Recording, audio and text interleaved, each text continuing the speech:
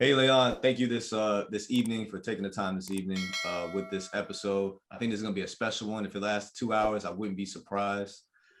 If you could please tell us a little bit about yourself. From Cleveland, Ohio. I have 3 kids. I have 4 god kids. I served 32 years in the Navy, 15 years out at sea, 5 ships. I was an RDC instructor and a Navy recruiter. Been all over the world. I live in Chicago. Been here off and on since 2000. I love writing. I love running. I love eating good food. I love laughter. I love helping people. I love leading people. So I do a lot of speaking now. I do a lot of writing, and I do a lot of training with people that want to become authors. I do a lot of speaking to youth groups, Boy Scouts, Girl Scouts, as such. So high schools, junior high schools, elementary schools. So that's what I do now. I've been retired since 2015. And so that's who I am in a nutshell. Okay. And can you tell us a little bit about your childhood and how your household was growing up? My childhood was middle class. I'm from East Cleveland, Ohio, and it started off really, really good. But by the ages of, my parents were great people. My parents were lovely people. And so it started off really good. And then by the time I reached the 6th grade, my parents got divorced. My life had already started falling apart then. By the time I was in the 1st grade, I was already molested once. By the time I was 7 years old, I was already addicted to porn. 8 years old, I lost my virginity to my babysitter. And between the ages of 11 and 12, there was a male member of my family touching me. Never any kind of penetration, but was touching me.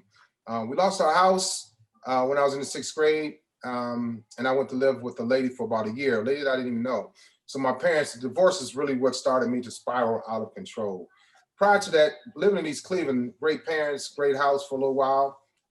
We had ice skating rinks in a black neighborhood. We had swimming pools. We had a YMCA that we did use, and a lot of young men and women don't use that anymore. I was part of the Cub Scouts, the Boy Scouts, all sports. So growing up in East Cleveland, it was a really thriving place. It's not anymore. But my childhood was lovely, great, ups, downs, and a lot of dysfunction too.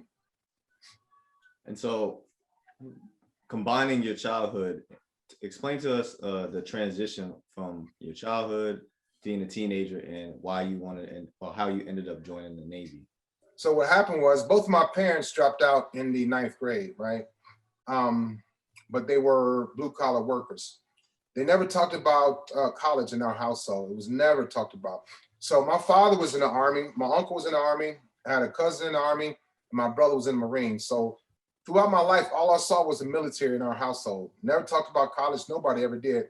All I saw was military jackets, helmets, guns, my father's old ribbons. And I knew then at 8, 9 years old that I was going to join the military. But the fact still remained that mentally I was a slow learner. So I picked up stuff slow, if at all. So I struggled with tests. I struggled in elementary school. I could spell, but I struggled with every other topic. I struggled through junior high school and high school. So I had a problem. I started working out at 9 years old, doing push-ups, sit-ups, doing pull-ups, running, lifting some weights, because my father used to be in the house talking about the Army and doing push-ups and sit-ups. So I wanted to always emulate my dad. My uncle used to always call cadence, just general conversation.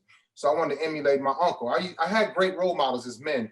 I had great role models as women, but I was derailed early in my life because of the molestation and being raped and things like that, and my addiction to porn.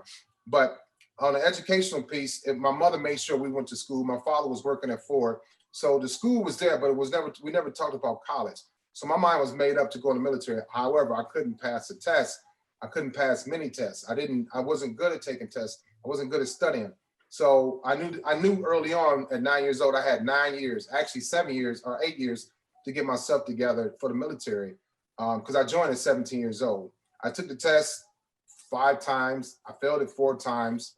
And on the 5th time, I passed by 1 point. So I took the test the first time in the 9th grade. I wasn't supposed to. I was always a short kid, but I was thick. So I didn't look like I was 14. You had to be, I think, 16 with your parents' consent. So I took it in the 9th grade. I scored a 6. I took it in 10th grade. I scored 11. I took it in 11th grade. I scored a 19. And then you can only take it so many times. But my senior year, I took it twice and I scored a 30. And the last time I took it, I scored a 31. So that's all I needed to join the Navy. And that was it. It started from there. The lowest score was 30 back then. So that, yeah. that shows how the Navy's progressed. Because I remember when I joined, it was like 35. I think when me and the mayor joined, it was like 35, and then I remember I went to recruiting, and then I think at the time it was 50. Yeah. So throughout the years, it has changed because like you have OSs right now that I remember back in the day, there was OSs that were cutting 30s, but now like you can't do that. Right, right. It changes. So it changes based on the needs of the Navy. I think right around COVID, Navy is normally tasked with putting in 35,000 people per year. And I think it went up last year to like 44. So it's not that they went away from quality people. They just had to lower the score to get more people in. So the quantity increased. So the quality kind of took a hit. But yeah, I get what you're saying. You know, the scores go up and down all the time based on the needs of the Navy. So break down your experience when you joined the Navy in 1984, all the way until you retired in 2015. What was your experience in the Navy, and what did you see change about the Navy throughout those 32 years? My experience when I joined the Navy, I was terrified. Growing up in East Cleveland, we had it was predominantly Black neighborhood, but we had probably 4 white families. So I come in the Navy, which is predominantly white, with you know, I wasn't prejudiced, wasn't racist, anything like that. I wasn't worried about that.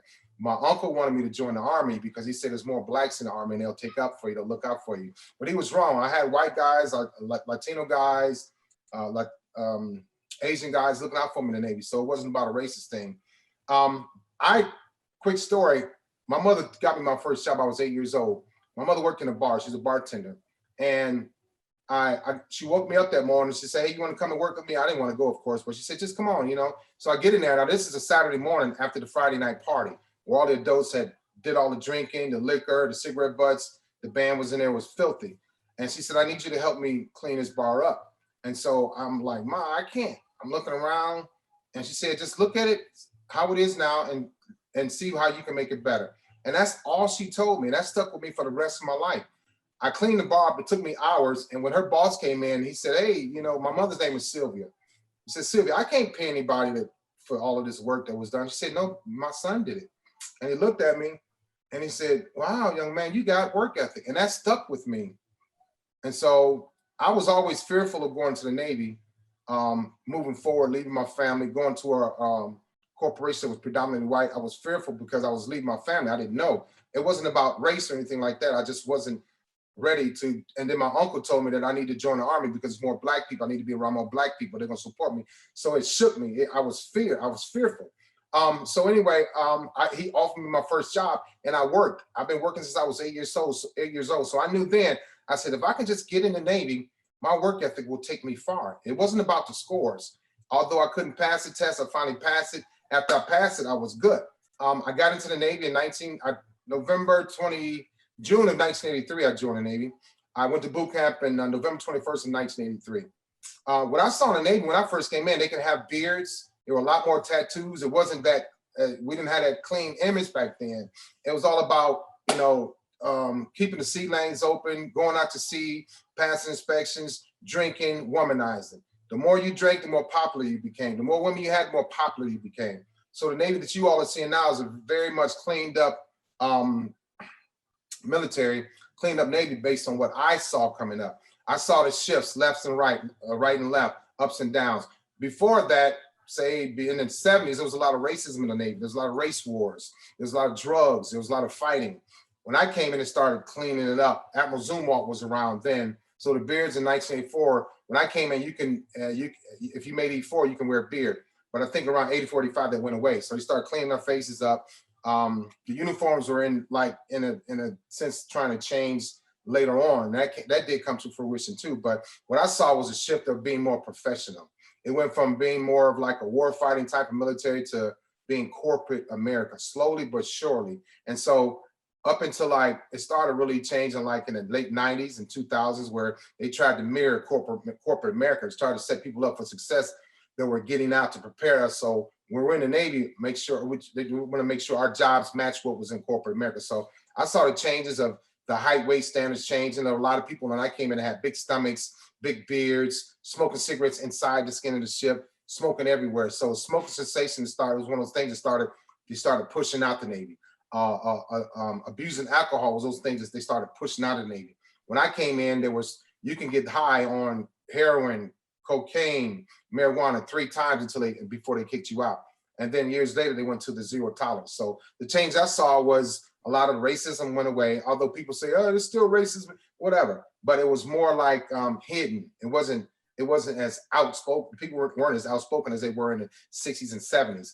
So a lot of changes took place. And they saw a lot of Black men becoming leaders in the military. You saw a lot of Filipinos, a lot of Latinos becoming leaders and getting promoted more. And before I came in, I used to always complain about Blacks not getting promoted.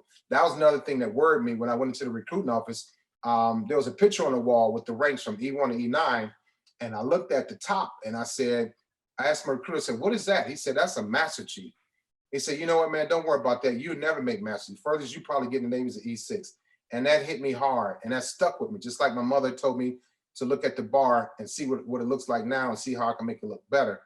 Work ethic. And then he told me what I couldn't do as far as making Master Chief. And I would ultimately make Master Chief in 06. So there was a lot of changes I saw, you know, with the uniforms, the beards, the weight standards, the professionalism, the verbal abuse, or you know, lack of trying to prevent verbal abuse, trying to prevent racism. So they put a lot of policies and procedures in place to clean the Navy up, and they've done a great job of it. Who was mentoring you throughout the years? So I had you know what, I was always, my first mentor, and I talk about this in my book, Broken. When my father left our house in 1979, it was me, my mother, my sister, my brother.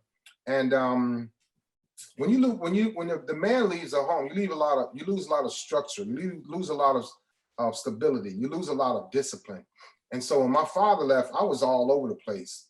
I was staying out late, 10, 11 years old. I was running the streets. I was stealing, you know, I was watching porn. I was doing whatever I wanted to do because my mother wasn't there. She was at work. You know, she did what she could do. She's a great mom, but I had a lot of free time. So one day this guy came into our house and I didn't know who he was. And he was a gay man, right? I'm the type of person, I've never judged anybody. My mother said, hey, this is Charles. He's going to be living with us. And so you guys get to know him and respect him. We always have respect for our elders and anybody else that we met. And so Charles became my first mentor, and he was gay. It wasn't anything about touching. It wasn't sexual, it wasn't any of that. Because of him, I was able to make it through the 6th, 7th, and 8th grade because he taught me about life. He taught me about the intricacies about life. He taught me about the different facets of life. He taught me about the different perspectives of life. And so he really helped me get through my parents' divorce. He really helped me get through us losing our house. When we lost our house, my family was split up. I was told to move with a lady that I didn't know for a year. My sister moved to another lady that I didn't know that she didn't know. And my mother and brother moved into a hotel. So Charles is his name. He was my first mentor.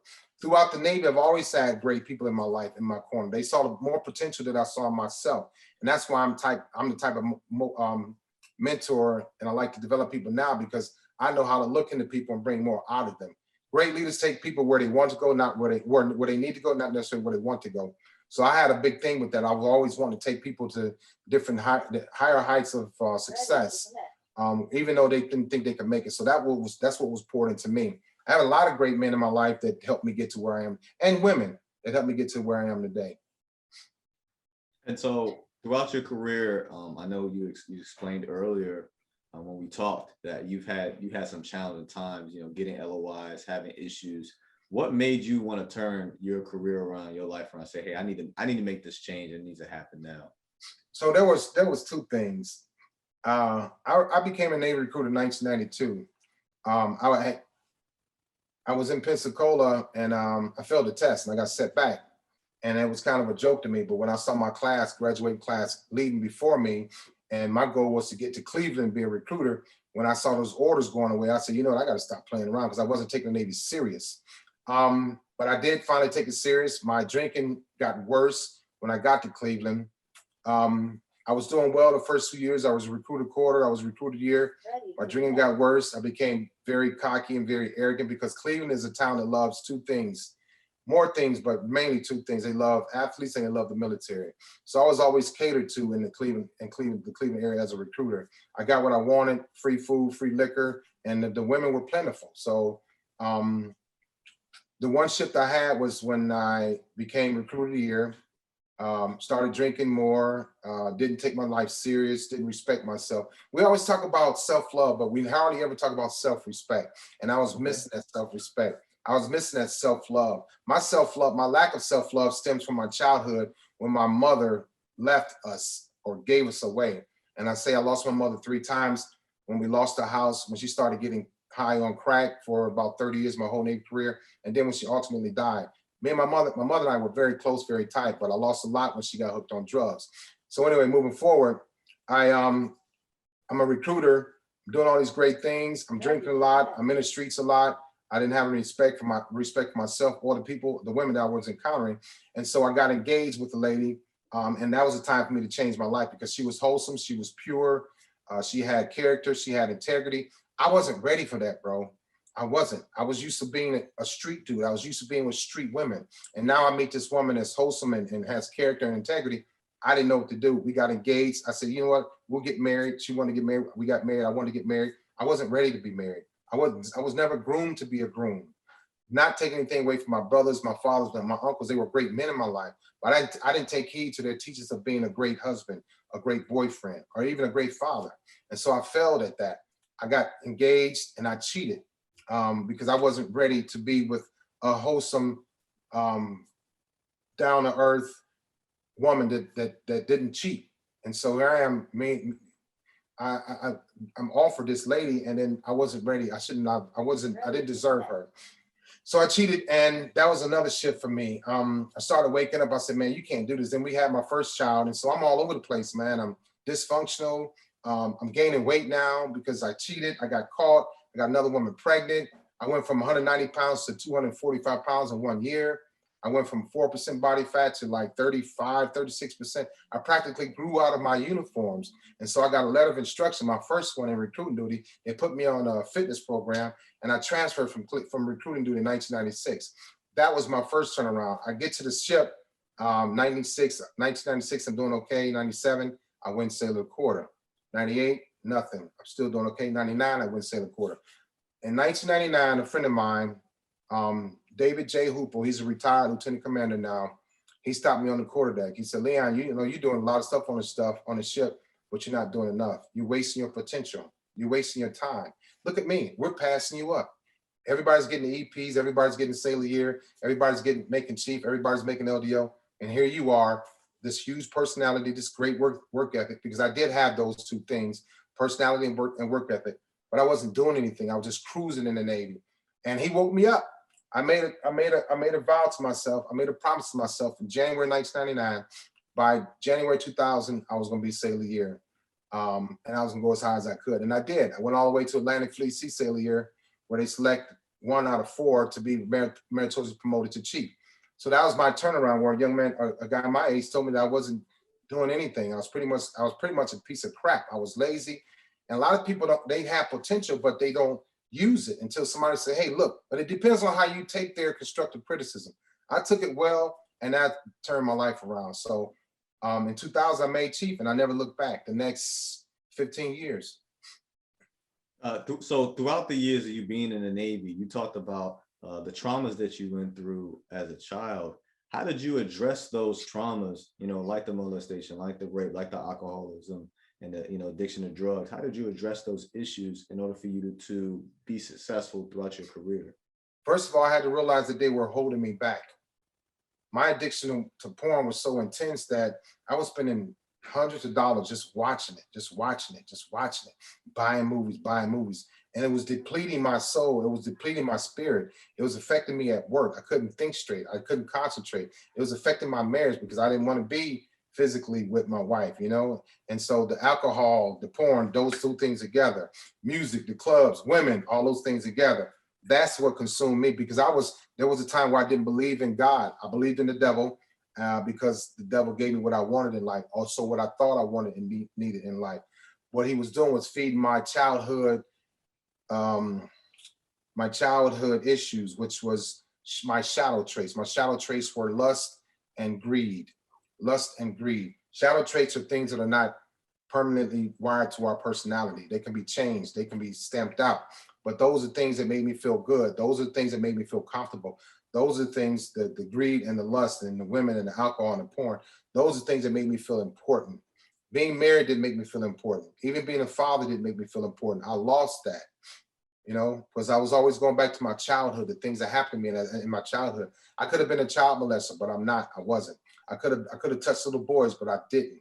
I could have raped little girls, but I didn't. I could have been gay, but I wasn't. What I chose to do was being a cheater, a liar, a deceiver. So all my issues moving forward stemmed from my childhood because I never got therapy. I didn't get therapy until I turned 50 years old. So my thing was to, I just got tired of being unsuccessful. I got tired of people passing me up. I got tired of people looking at me like I wasn't nothing, because I wasn't. That was the truth. I wasn't about anything. I was just going through the motions. When I made first class in 1991, I stayed in first class for 9 years, man. 9 years. With all this potential that I have, all of this greatness that I had in my life, I wasn't doing anything. I got lazy. I became complacent. You realize in 9 years how many times you go up for chief and don't make board or fail the test, don't get promoted, how much money you're actually losing. You know, I wasn't fulfilling my potential at all. I wasn't fulfilling my own wish I had to keep my parents impressed and keep my legacy going forward. I didn't do that. And so how did you apply the things that you learned towards being a parent? So the things that I learned towards being a parent, it comes in many ways. And I'm going back to your other question. I got tired of not being a good dad. I got tired of not being a good sailor. I got tired of not being a good leader. I got tired of saying one thing and doing another. So I had to really do a lot of soul searching and say, you know what? I was a fake dude. I was lying. I had to call myself out. You know, you lying, you know, you're doing this, you know, you're fake, bro. And then it hurt.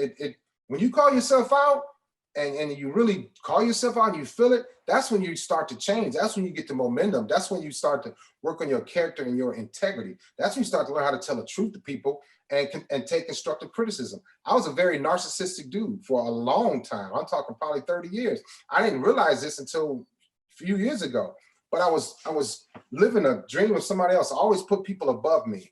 I always thought that I was slow and stupid until I sat down and said, you're a husband, you're a father, you got to do better, because I was not representing what a husband or father was. I wasn't representing what a good sailor was. So I had to take on the ethics, the integrity, the character of what these good men around me were telling me, or how they were showing me. I had great examples. I had great examples before the Navy. I had great examples while I was in the Navy, but I wasn't using it. And then I'm like, you know, if I'm sitting here being this example for these young black men or these young black women or these, you know, white men and white women, all races, Latino, American Indian, Filipino, I'm gonna be an example. I have to just do right. I can't expect people to listen to me if I'm saying one thing and I'm going out here chasing women and drinking. People see the things that you are, the things that you do. You know, if you're fake, they're gonna call you out. Even if they don't call you out, you're gonna feel the people that don't trust you. And I don't want people to stop trusting me. So I had to start reading things. I had to start learning. I had to start wanting to be a better example for my kids, a better example for my sailors, a better example for my ship, you know? And so those are things that I practiced. Those are things that I honed in on to be a real person, to be a genuine person, because I was just tired of, I was fake. I was fake for a long time. I think so when it comes to being a parent, one thing that I've realized is that I talked to my father about this a lot. I've actually been blessed to have a good relationship with my father, because for him, he didn't have a good relationship with his father. My grandfather was born in the 40s, was a doctor. So, you know, imagine he went through Vietnam. So you can imagine some of the racism and some of the trials and tribulations he went through going through Vietnam and then trying to be a doctor around that time in the 60s and in the 70s. Yeah, hard. So tough as nails type of guy, no nonsense, right? Trying to raise my father, very intellectual man. And so my father wanted to balance between being tough, but also expressing love. And so I tried to, so that was his better up from his dad, right? And so for me, what I took from my father was, okay, I'm gonna make sure, not only I'm gonna make sure that with my son and now my daughter, and when we have a daughter on the way, not only are we gonna explain to them, show them love and discipline, but also provide a better lifestyle than what we had growing up from Amir and I, right? Right. So you took it, you took your life. It was what it was, right? You growing up, you couldn't control too much of it at 8, 9, 10 years old. Right. And you did better. There's obviously some things that you wish you could have did better, but you still did take what you had and made the situation better for your kids. And that's something that I want the listeners to understand. Don't make the same mistakes that your parents made, especially if you witnessed it and you hated that part of your childhood. Because your child is probably not going to like that situation as well. And one thing that I've learned growing up and then now having my own son, kids don't want to hear, I'm sorry, daddy's just addicted to weed and cocaine, and that's why the lights are not on, and that's why you're cold, and that's why you don't have food. Like, right. They don't want to hear that. They're tired of being hungry. They're tired of having busted clothes. Yeah. You know, so or being cold. And I've had a humbling childhood as well, which is why I was driven. But for me, it was to not be obsessed with the drive, not to be obsessed with trying to compensate for my childhood, to where now other people can't relate to me, where I'm pushing my son like over the top, and he's like, yeah, dad, we're not in the hood, you know, we're not in that war zone environment. You can still drive me, but it doesn't have to be where it's like you got to do it like your life depends on it. Yeah. You don't want to overcompensate. And I did that to my kids. I did that to my 2 sons. I didn't do that as much to my daughter because I wasn't around her enough. I'm around her now, but the fact that I cheated, that the chance to be with my daughter, I made a horrible decision to not see her probably for the first 5 years or 6 years of her life, because I was afraid of losing my marriage. My wife didn't know anything about that, but I made a stupid decision trying to appease my wife, and she wasn't even thinking that way. I apologized to my wife, her parents, but I never apologized to my daughter when it happened, because she didn't know that how she got here. I cheated with her mom, you know? So I was overbearing and overcompensating with my sons because I was push, living my life vicariously through them. I wanted my sons to be boxers. I wanted them to be football players. They didn't want to box. They played football, then they quit. And so I had to allow them to find their own ways. I couldn't live my life through them and push them in a direction that they don't want to go in. When you do that, you break people. When you do that, you lose communication. When you do that, you sever communication with your children. You do that with your spouse, you sever communication. So I had to pull back some. My father was never told that his father never told him he loved him.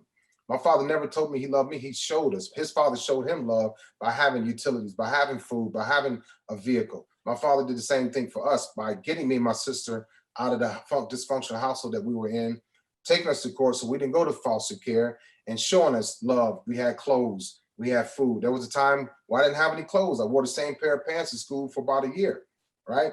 And so, yeah, my mother couldn't afford to have us live with her when I moved away from the lady that I was living with that I didn't know. My mother got us back, and it was 4 of us in a 1-bedroom apartment. I slept on the floor. I slept on the floor from probably the 1st grade up until the 10th grade because I peed in the bed. My parents couldn't keep me in the bed. It's not their fault.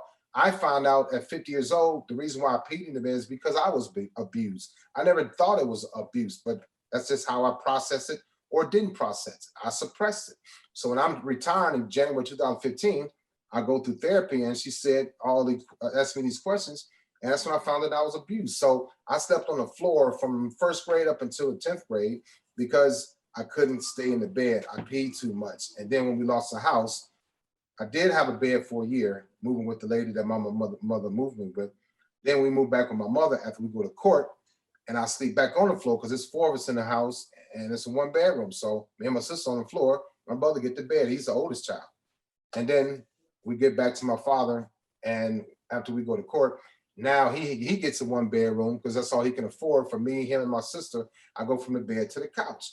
So people see me now when I go visit my friends. The first thing I do is sit on the floor. It's comfortable for me, you know. But it made me very humble, and the experience that I had, and it made me very grateful for the small things that I had in life. But I'm such a driven and passionate and ambitious type of person. My kids had a much easier way to go in life, so they don't understand the hood mentality. They don't understand not having a bed or food or electricity and water and life, like you said. They don't understand not having cable. So I'm like, y'all need to be grateful, blah, blah, blah, blah, blah, blah, blah. And I pushed too hard, and it hurt my relationship with my kids to this day. We're getting better at it, but it's gonna take some time. because I was overbearing and I was overcompensating because of what I didn't have. I wanted them to have. What I didn't do, I wanted them to do. What I did, I wanted them to do better. So I pushed too hard. And people do that in relationships too. Yeah, and personally, I can relate, whether it was from my previous marriage or even the relationship I have with my parents. When we have our expectations of people, right? And when they don't meet that expectation, we can kind of treat it. We can do two things with it. We can try to pour as much motivation and thoughts into that person, but it's only for a little bit. It only gets them to do probably one task, and then it you know, disintegrates. Or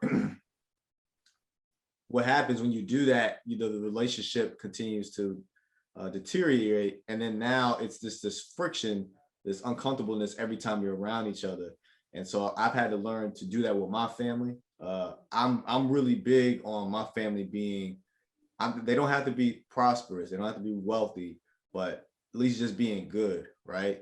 Because I pride myself, especially as a man, at being able to be a provider, being able to figure out, identify issues and figure them out, right? That's my role. And so when I see my people in my family going through issues that I'm just like, man, like we used to go through this growing up. Why haven't you fixed this yet? It was causing a wedge in my between my family members and myself, to where it was just uncomfortable setting. And so I had to figure out a way to love. I'm not going to say, so I used to say love from a distance, but that's not really right. More so love and love, and maybe love and show my love in doses. Try to show my love in different ways. Okay, so the way I've been showing love is very abrasive to them, and it is offensive. And how can I still show my love without offending and still helping? Because for me, I can't watch people that I love hurt and go through, even if it's the same, they keep doing the same thing over and over again.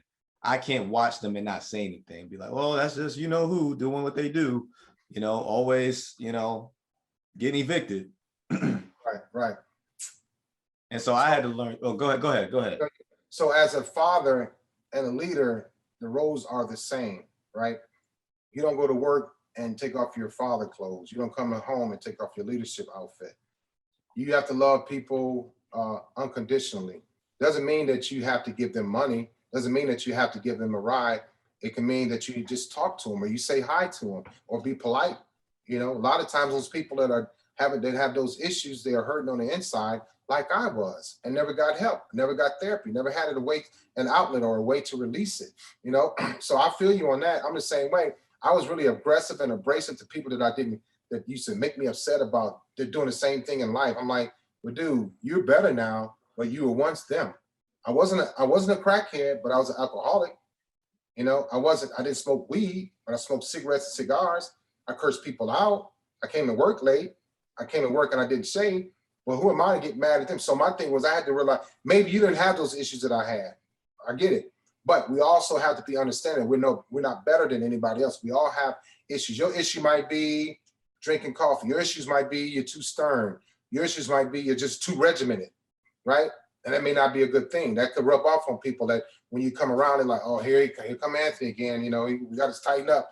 We got to straighten up, you know? So you have to look at yourself through their eyes back at them. How do you, when you sit across from them and you talk to them, or put yourself over here and looking back at Anthony, and I'm talking to you, I'm complaining, you like, I don't want to hear, what are you doing? You know, how are you showing it? Do you care? Do you not care? You know, and then what happens the next day? To go commit suicide. But they just talked to you the day before. How would you feel? So I had to teach myself those things, to be very grateful and understanding and enjoy the fact that people want to come to me with their issues. I think Colin Powell said that the day that people stop coming to you about their issues is the day that you lose your people as a leader. So as a husband, as a father, as a leader, you take on everything. That's a role. That's who we are. That's how we're built, you know? And so I get what you're saying, but I had to teach myself how to understand people that had the same issues that I had, and I'm not any better than them. They may come out of it slower than I did, but they're coming out, you know? So when I hit the ground running, I took off and never looked back, but I forgot how I used to be, and that was wrong. I guess the happy medium is identifying, okay, these are the things. All right, identifying a standard that makes sense, right? Standard's not too high, but it's definitely not too low. And then in Right. between that, you know, picking out the weeds, and the weeds are excuses, right? Or people using certain opportunities to not really succeed how they can, and to extract as much potential out of people as possible. And so that's one leadership, I guess, thing I put in my toolbox, is identifying how to do that without coming off as that robot. I used to be my last deployment. Remember one of the sailors, they called me a robot. I act like I run on batteries, because I'd be up from 03 to 07. I eat chow, and then 8 to 11, I take a nap from 13 to 16. I get up PT, and then I'd be up from 19 to 22, and then I do it all over again. So I probably average like 4 to 6 hours of sleep, but just sporadically, because I would make sure I was there throughout the peak hours of the day, you know, when things was really popping off.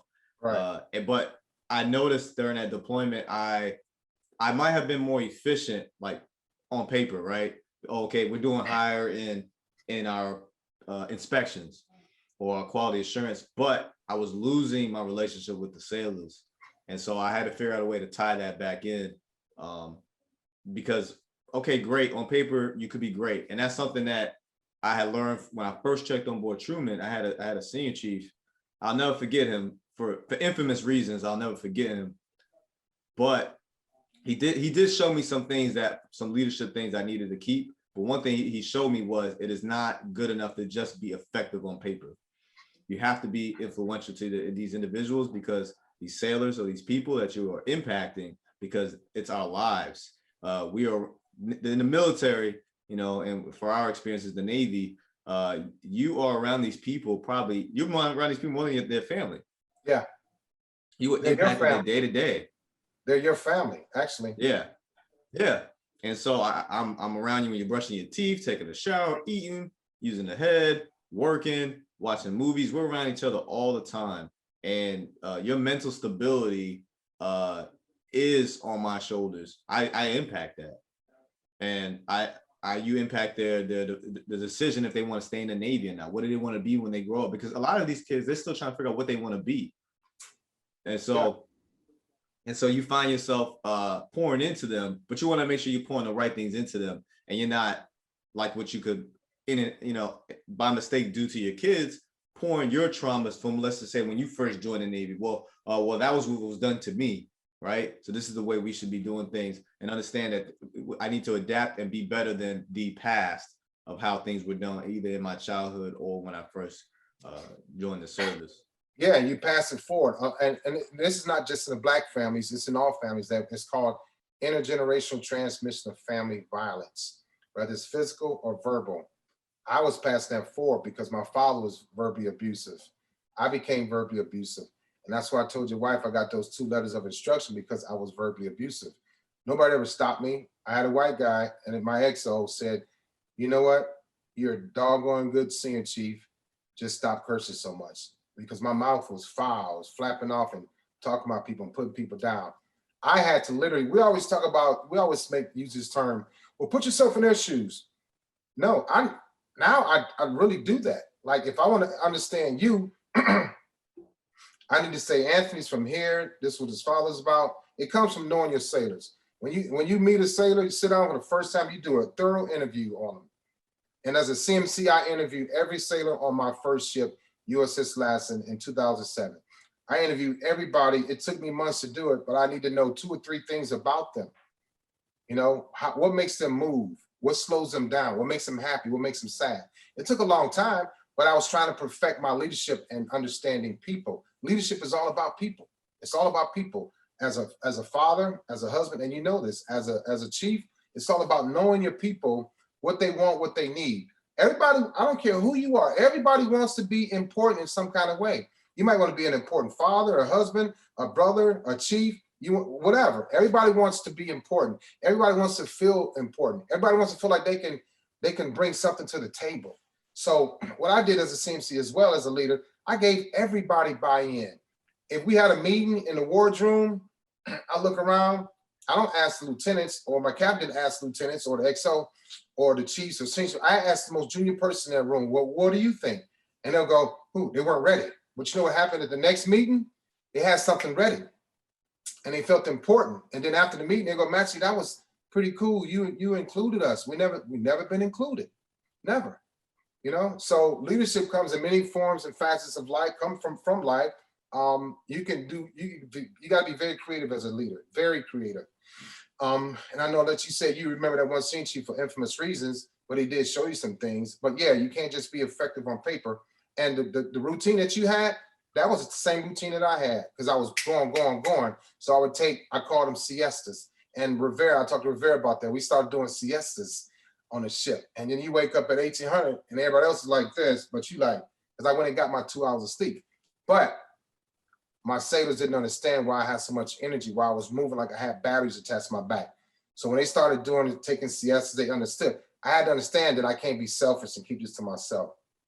I had to understand their background. I had to understand that they may have been molested. Their parents may have been divorced. Their mother may have been a crackhead. Their father may have been an alcoholic. I had to understand these things about my people so that I can relate to them better. But I feel on what you were saying, yeah.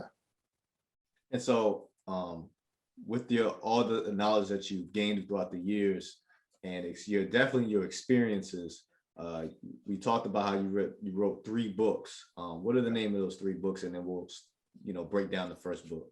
The first book is called Broken, Survival Instincts of a Child. And that's all about my childhood from ages 5 to 17 when I joined the Navy. The second book was an ebook. I think it's a 43-page ebook. It's called Keeping Kids Safe from Porn. My third book, matter of fact, I got it here. Love Ship. This is all about relationships. I don't know if you can see it. All about relationships. Mm-hmm. The good, the bad, the ugly. My days of cheating, lying, deceiving. Everything is in there. And I'm working on my 5th book right now. My 4th book. It's another relationship book called The 5 Love Less Traits.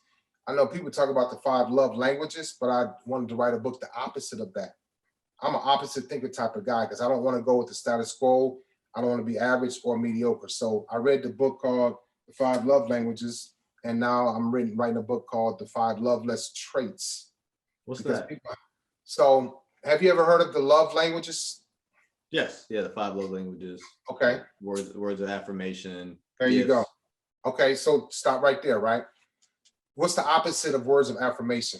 Just think of any word. Verbal abuse. There you go. So that's a loveless language. That's a loveless trait. Because if you got the words of affirmation, it's a good thing. That's beautiful, right? But verbal abuse is the opposite of that. So we don't write books on, the 5 loveless languages or the 5 loveless traits. Mm-hmm. So this 5 love languages, we know acts of service, physical touch, communication, gifts, words of affirmation. Oh, those sound so beautiful and lovely. Yeah. Okay, now let's talk about acts of disservice. Let's talk about people that have been married for 5 years and they're not touching each other anymore. They don't kiss anymore. Let's talk about people that have been married for 2 years and they don't communicate. Let's talk about you as a chief, don't communicate with your sailors properly because you're going. You got a battery, you're clicking. Oh, shoot, my sailors missed me. I haven't talked to them in 3 days, right? What was the opposite of it? Was a communication. It was lack of communication. The opposite of physical touch, right? Untouched, not giving out gifts, So I'm writing the opposite of what the 5 love languages are because we do have the opposites. What was passed down from your grandfather to your father to you, you had that until you say, oh, you know what? Wow, I have a great relationship with my father. Thank God I can talk to him about these things. But what about what he didn't get from his father? There was a lack of communication. There was a lack of understanding. There was no acts of service. It could have been something, Yeah, so I'm talking about the opposite of the love languages, the languages that we don't have, but we use to hurt other people.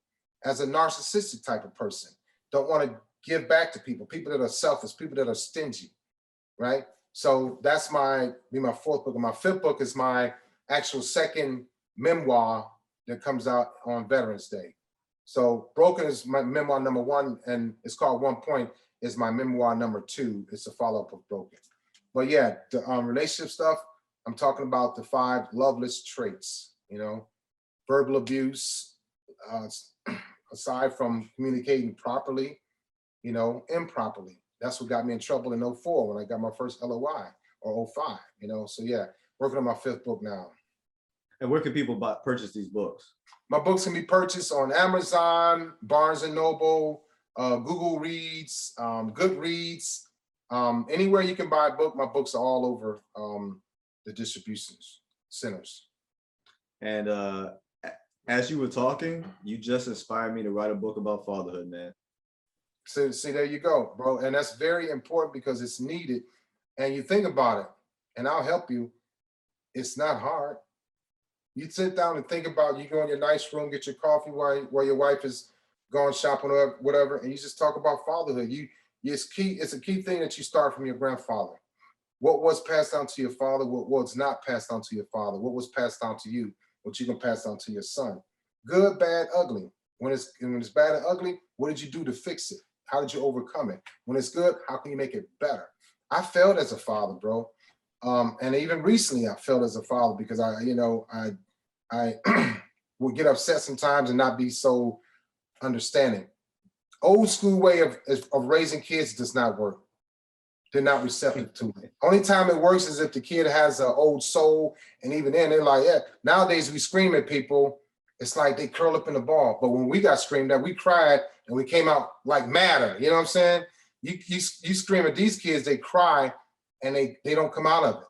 They want to hug, or they want to go do drugs or smoke weed or pop pills. When we cry, when we got yelled at, when we got spanked, we cried, but we like tough. We felt tough. We didn't curl up in the ball.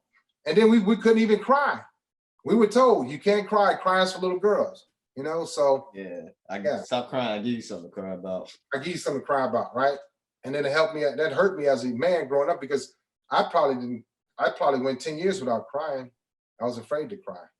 So yeah, my books are all over Amazon, Barnes Noble, and wherever they're distributing books. But I will help you when she's ready to start writing your book about fatherhood, definitely. So before I go deep into that, I will be making sure that I add the links of your book in the description of this episode. And then what I usually do is when I feature an author on our podcast, I also put their book on our Facebook group page. So I make it like the book of the week. Okay, cool. So try to promote these authors and get, hopefully they get some sales because it's very good content that people need. The reason why, and I can't remember, I have to play this back to remember what you said to exactly that triggered me, but you made me think about how hindsight's 2020, right? So you always think back and you're like, okay, what could I have done that was a bit better? Or dang, man, that was really an interesting situation. And I think about, I spoke with my grandfather, but it actually goes back all the way to my great grandfather, who was a Rolling Stone. My father's name is Carl. My grandfather's name is Carl. And my grandfather, Carl of Milton, he actually has like 6 or 7 or 8 siblings that's out there. And a couple others that we just found out they're in their 70s now. And a lot of them are, a lot of their names are Carl. They're all named Carl, pretty much. So I guess wherever state he was in, he just, named them Carl. Yeah. And it was my great grandmother that brought them all together, actually, to all meet for the first time. Wow. Maybe 30, we'll say 30, 35, 40 years ago. And I could tell a lot of the family strongholds that we have started back with him. But also one thing that I noticed about him was that he was aware of what he was doing because he was actually taking the time to put together a family tree. He has one son named Carl Jr. who lives in Austin, Texas. And right now, Carl Jr. has all the research my great grandfather was doing on all his kids and what their lineage and who they were connected to. And so he was aware. He had his own issues, but he was aware of family and how important it was. And so, I wish I was aware because I think he died when I was about 10 years old. but there was a few conversations I wish I could have had with him and with my grandfather before they passed away, as to figure out why you did the way you did the things that you did, because it will further highlight why I'm the way I am. Because my father is a piece of what my grandfather is, but I remember growing up, and then from remembering how my father explains my grandfather, I'm a lot like my grandfather, actually. Mhm. And so one thing that I want to make sure I express in the book, and I try to make sure I express I will express to my son, is a lot more transparency with either the issues I've had as being a man, and how you can overcome these issues, and not to come off like this invincible, perfect figure. Right. Because when obviously if I do fall and then in front of them, he's gonna be like, "But I thought you were perfect." Right. I think there is strength in identifying your issues, and then Yeah. obviously figuring out how to overcome them. And obviously, at if your son is 8 years old, you're not gonna say, "Yeah, I'm cheating on your mother right now currently, and I'm working on it." There's Right. there's obviously some conversations to wait until your son is a particular age, or kid is a particular age, or maybe even adult, but to show some type of transparency, to show that, hey, look, these are the things I'm going through, and then this is how daddy is fixing it, right? And so I want you to apply that to your life. Use your critical thinking skills, because nobody is safe from sin if you're religious, or making mistakes, but everybody has the opportunity, based of your mindset, to right your wrongs, and to provide the best opportunity for yourself and for your family. Man, listen to you talk. I did a lot of research on my parents, and it blew me away, bro. I found out that, well, I was very promiscuous, right? My father had a very extreme personality. He would start something and do it and go, go, go, go. And he would have me and my sister work, work, work, work, work, work, work. But it made me stronger, it made me better. My mother had a very addictive personality. When she did something, rather was smoking or drinking, she did it. So I had to use that and say, if I'm gonna be successful, like I told you, the conversation I had with the guy, David Hoople, on the quarterdeck, said, man, you suck, blah, blah, blah, blah. And once I put my mind to do something, I did it, because I like, man, where am I getting these feelings from? So I had to think about who my mother was, what she did. Take her negative addictions, addictive personality, and turn them to a positive. Take my father's extreme personality, negative wise, turn it to a positive. Work longer, work harder, but work better and work smarter, and bring people along and help other people and give away my ideas. I also found that my parents were married when they got divorced in 79. From 79 to 99, my father died in 99, but he had only been with 2 women in the span of 20 years. I wish I could say that now in 20 years, only 2 women. I'm beyond that number, bro, and I'm embarrassed about it. I have to live like that for the rest of my life. My son's nobody, and it's not good. So studying my parents, like you study your father and grandfather, you'll find some things out that you may be doing or you may not be doing. You may find some things that you could be doing wrong, or some things that you can correct or change. That's why I mentioned earlier, intergenerational transmission of family violence. We pass everything down the hill. It takes one person, one family member, to stop that generation coming down the hill and change the direction of it and get it out of the family DNA, So study your parents is very important. Study your grandfather is very important. I get a lot of strength. I get a lot of energy from my parents, even though they're deceased. So just by thinking about what they used to do and how they used to talk, but I was emulating them, and sometimes in a negative way, then I had to switch it to a positive way. And it works for me, even to this day. And we'll talk about that later on too. And so, with everything being said, what do you consider your rich state of mind? What is your big why, as to you've had a interesting life to where you could have went completely left, man. You could have done completely different things, but you were able to turn around and be a CMC. So for those of you who don't know, that's Command Master Chief.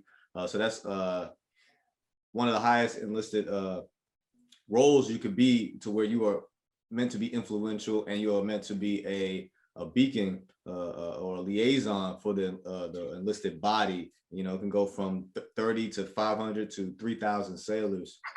And so this is something that Leon was doing, which is, you have to love what you're doing in order to do this job. I'll say that. This is not something that where it's a check in a box. You have to be passionate about it, and you have to have integrity and discipline. So what was your big why as to why you changed your life around?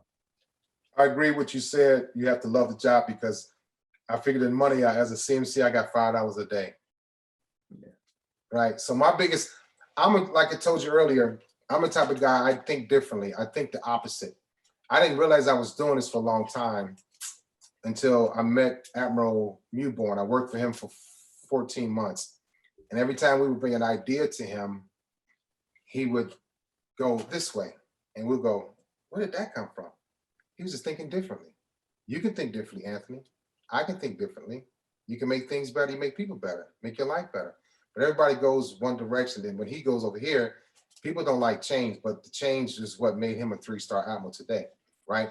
So to answer your question, everybody talks about your why. I read books about your why. It starts with your why.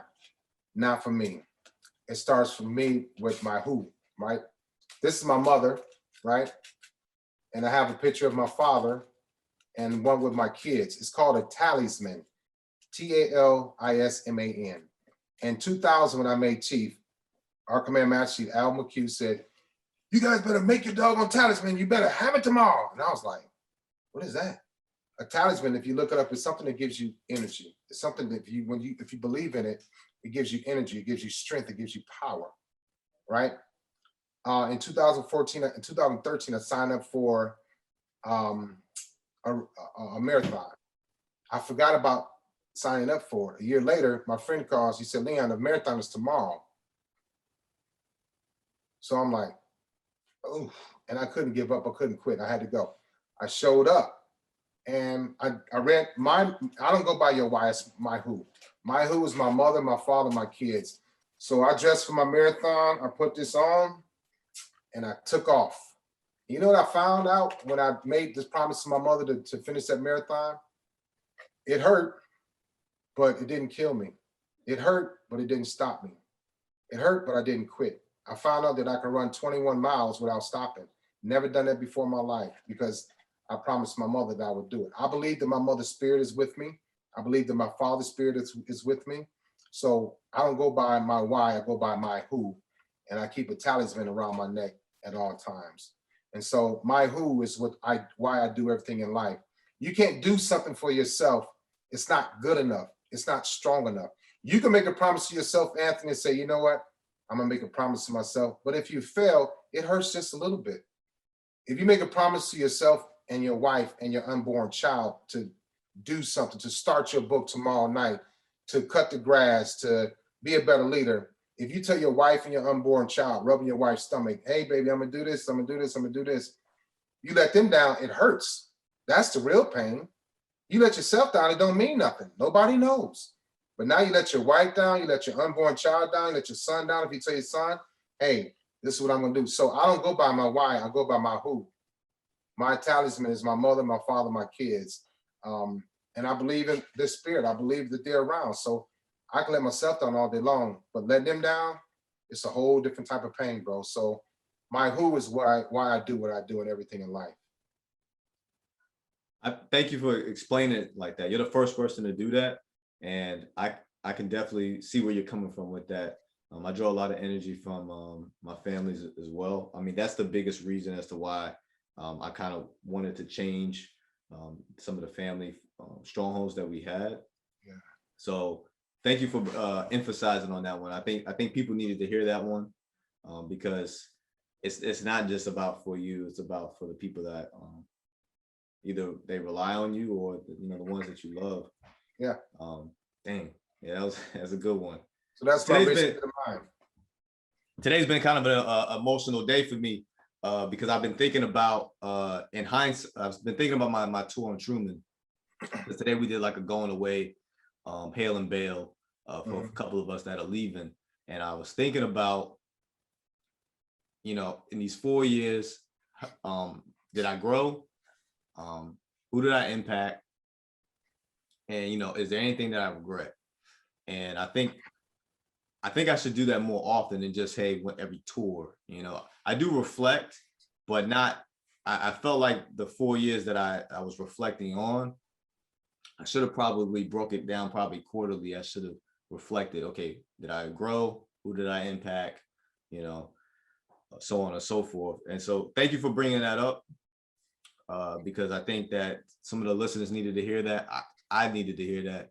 And I do appreciate your time this evening too. I really, thanks for sharing your story, you in being so raw and honest and transparent about it, because somebody out there, what you were not embarrassed to speak on, some people may be, and maybe they needed to hear what you had to say in order to get through their own journey.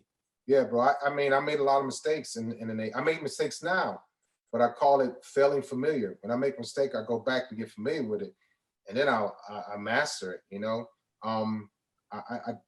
I became comfortable with failing. Like I said, I stayed the first class for 9 years. You know how embarrassing that is. And then when I made chief, I made senior chief the first time up. And I made, and I'm not bragging. When it clicked, I woke up. When I started finding my who and not my why. When I made senior chief, they made 7 out of 149, and I was on shore duty as a quartermaster. When I made master chief, they made 2, and I was on the Kearsarge. They made 2 out of 19. I was the most junior one, and so getting promoted to me wasn't hard. When I became Surfline Sailor of the Year, #1 of 25,000. I went up for Atlantic Fleet, which is now U.S. Fleet Forces, the top first 4 classes out of 100,000. I did it by one day. I was on the ship. I found a magazine. I opened it up, and I called those guys, and I asked each one of them what they did. Yeah, I found them because it was an all hands magazine, all Navy Times magazine, Navy Times or all hands, all hands. I found them, and I said, "What did you do? What did you do? What did you do?" They got meritoriously promoted, and I was already doing more than what they're doing. And I won the Atlantic Fleet competition, and that's a whole nother story. We'll talk later. But I didn't get it, so I was in the top 4 of 100,000, and it wasn't hard to get to that point. I was just doing 3 or 4 more things, and the previous guys that won a year before me, I was doing 4 or 5 more things than they did, and it was like boop, boop, boop, boop, boop. So I tell people it's not hard being successful. But thank you for having me, man, Anthony. I enjoyed it, man. It was very, very deep for me. You know, I like to expound on things. I like to share ideas and talk. Likewise. Likewise. Yeah. A beautiful picture, by the way. Thank you. But thank you for your time, man. I really appreciate it. All right, Anthony. Thanks. Take it easy, brother. Let me know if you need anything.